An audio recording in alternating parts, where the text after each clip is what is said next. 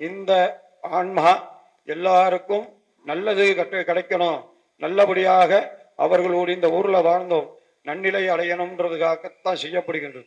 இது உயிரும் பொருட்டு நாம் இந்த லோகத்தில் இருக்கிற வரைக்கும் வரும்பொழுது நாம் எப்படி வந்தோம், இந்த ஆலயம் உயர உயர நாம் எப்படி உயர்ந்தோம்ன்றது எல்லாரும் சிந்தித்தோமானால் அந்த சிந்திப்பு உங்களுக்கு நன்னிலை தரும்.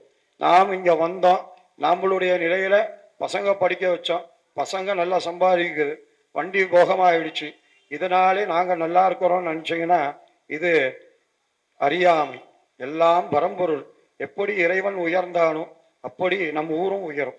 அப்போ இறைவனை சார்ந்து செய்யக்கூடிய ஒவ்வொரு செயலும் நமக்கு உயர்வு தரும். எனவே அடியார் பெருமக்கள் இங்க கார் பங்களா வாங்கிட்டோங்க, போறதுக்கு சொபிஸ்டிகேட்டுங்க. இந்த லோகத்துல ஓகே, இங்கிருந்து போவதற்கு மேல போறதுக்கு என்ன வண்டி வச்சிருக்கீங்க அதை பார்த்துக்கணும். அந்த அந்த நிலை உங்களுக்கு யமதூதர்கள் எப்படி பெரிய வாதனை, இதெல்லாம் இந்த லோகத்துல படுற கஷ்டம் விட பல மடங்கு கஷ்டம் இங்க எப்போ தெரியாது. எப்போ தெரியும்னா இவ் ஆன்மா இப்போ இந்த சரீரத்தை விட்டு போகின்ற பொழுது அது படுகின்ற நிலைதான் பெரிய நிலை. இப்போ எங்களுக்கு நம்மெல்லாம் இங்க இருக்கக்கூடிய அடியாறுகளுக்கெல்லாம் இறைவன் நம்மை ஒரு பெரிய ஒரு வாகனத்தை அனுப்பிச்சு அழகா சிவபுண்ணியத்தோடு அங்க நம்ம பெருமான இடத்துக்கு செல்வோம். ஆனா மிச்சவர்கள்லாம் என்ன நிலையோ என்பது தெரியாது. இது பயன்படுத்துறது கிடையாது, இது நிலை உண்மை. ஏன்னா அழிவற்ற பொருள் நம்மளுடைய ஆன்மா, இறைவன் காலத்துல தோன்றப்பட்ட ஆன்மா. இன்னைக்கும் பிறந்து இறந்து கொண்டிருக்கின்றோம்.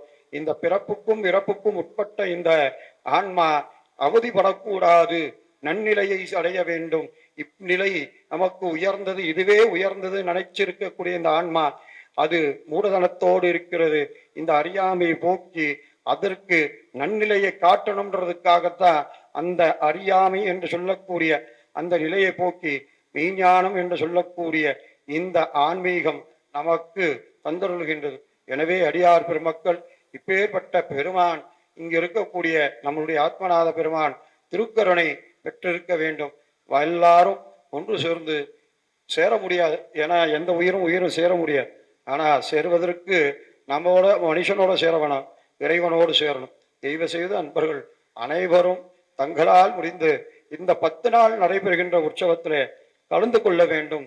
இந்த கலப்பு எதுக்காக, நீங்க நல்லா இருப்பதற்காக என்பதை தெரிவித்துக் கொள்கிறோம். திருச்சிற்றம்பலம்.